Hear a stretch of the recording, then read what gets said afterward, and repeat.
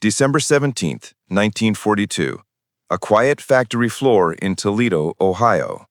Engineers stood frozen as they witnessed something terrifying.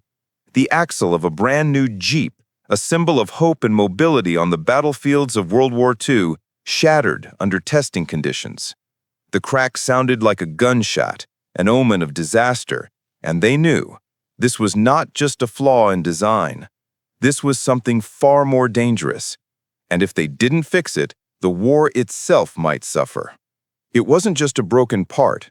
It was the backbone of America's military supply line breaking under the pressure of wartime demands.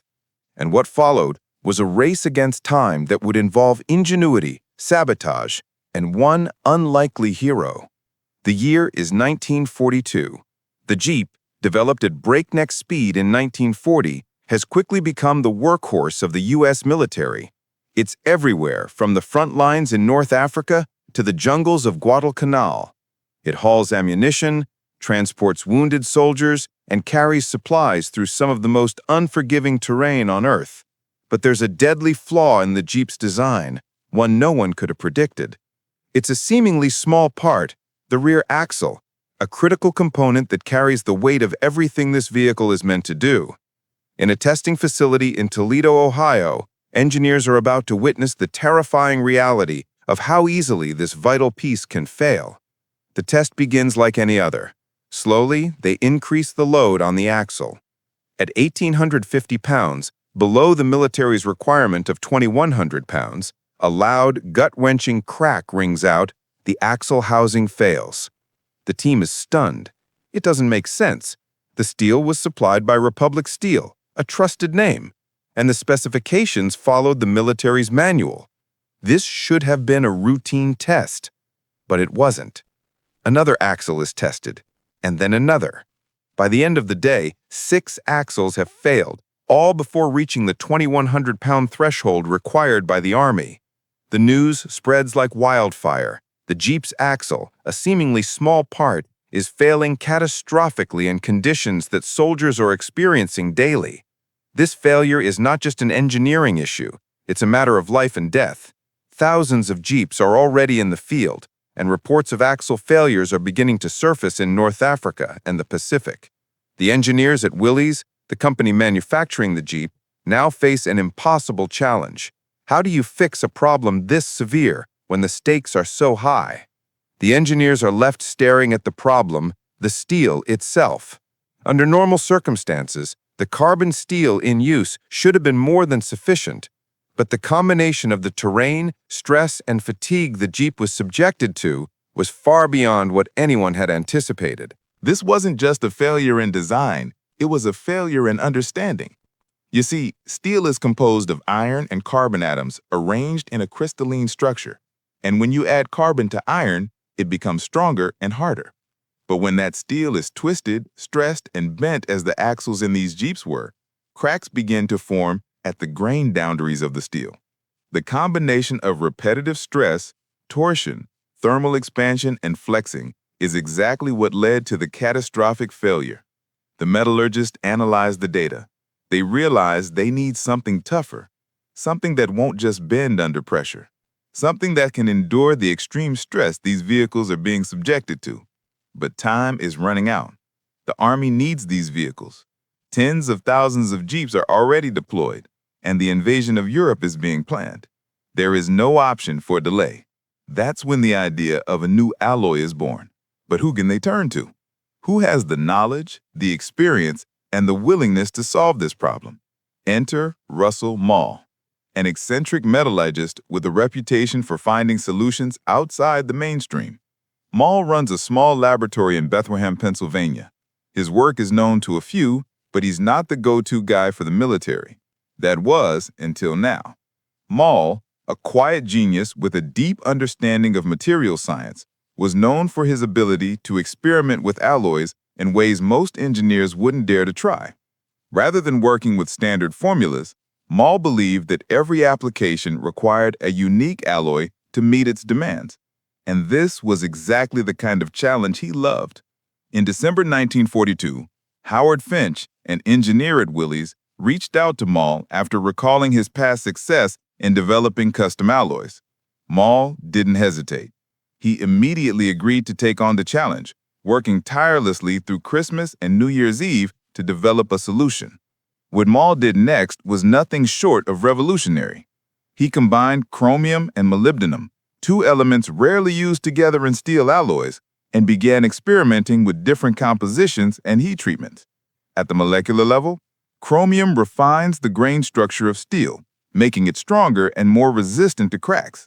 Molybdenum increases hardenability, allowing the steel to maintain its strength even under high stress.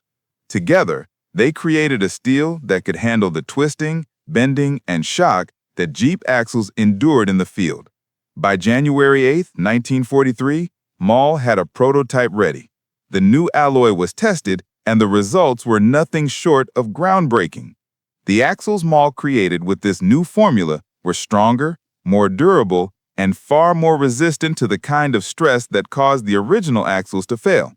They could handle more than 3 times the required load, and their fatigue life was 6 times longer. On January 12, 1943, the engineers at Willys conducted their first unofficial test. They mounted Maul's prototype axle on the test rig and began to load it. At 2,100 pounds, the military specification, the axle held strong. At 2,500 pounds, it held. At 3,000 pounds, it flexed but didn't crack. And they didn't stop there. By the time they hit 3,200 pounds, the test rig couldn't handle anymore. Maul's axles were a revelation, but there was one catch: the Army's bureaucracy. Even though the axles had passed all the tests, the War Department required approval from a committee, which would take months. In the middle of a war, they couldn't afford to wait. Finch and his team made a bold decision. They went ahead with testing the axles in the field anyway. They sent the new axles to North Africa and the Pacific, and the results were immediate. Jeeps equipped with Maul's axles were holding up under the toughest conditions. But it wasn't all smooth sailing. Republic Steel, the company that had supplied the original steel, wasn't happy. The new alloy threatened their contracts, and they fought to keep their hold on the military steel supply. And when the new axles were sent to production, things didn't go as planned. Midvale Steel, the company tasked with producing Maul's alloy, had issues with quality control, leading to a series of setbacks. It became clear that someone was trying to sabotage the effort. Despite the sabotage, Maul's determination and stubbornness kept the project alive. After months of struggle, the first Jeeps with the new axles arrived in Europe just in time for the invasion of Normandy in 1944. The results were immediate and undeniable. The new axles performed flawlessly, even under the extreme conditions of the Normandy campaign. As the Jeep formed the backbone of supply lines during the invasion, it became clear that Maul's alloy had made the difference between victory and defeat. As the war continued, the Army saw a marked improvement in the reliability of Jeeps with Maul's axles. The battle-hardened vehicles were able to withstand the stresses of combat in a way they never had before. However, despite Maul's proven success, the bureaucratic wheels of the Army ground slowly. By the end of the war, only a fraction of the Jeeps produced had Maul's alloy.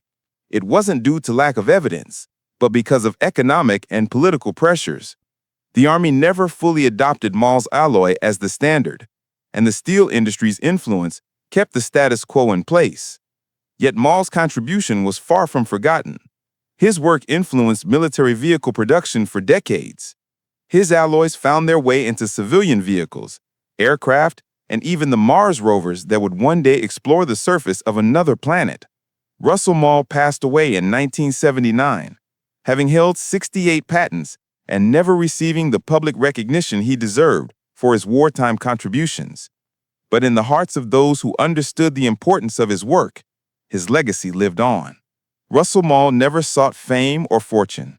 His only goal was to ensure that American soldiers had the best equipment to survive the most challenging conditions. And in that, he succeeded. The next time you see a Jeep, or even the wheels on a Mars rover, remember the quiet genius who made it all possible.